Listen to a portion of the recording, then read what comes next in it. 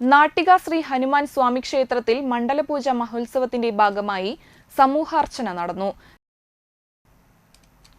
രാവിലെ ഗുരുപൂജയ്ക്ക് ശേഷം അഷ്ടദ്രവ്യ മഹാഗണപതി ഹോമം, കലശപൂജ, ഹനുമാൻ സ്വാമിയുടെ ബ്രഹ്മവെള്ളാട്ട് മണ്ഡപത്തിലേക്ക് എഴുന്നള്ളിപ്പ്, ഹനുമാൻ സ്വാമിക്ക് ദശസഹസ്രനാമാർച്ചന, സമൂഹാർച്ചന, ഉച്ചയ്ക്ക് അന്നദാനം, ഹനുമാൻ സ്വാമിക്ക് രൂപക്കളം, വൈകിട്ട് ഹനുമാൻ സ്വാമിയുടെ ബ്രഹ്മവെള്ളാട്ട് മഹോത്സവം എന്നിവ നടന്നു.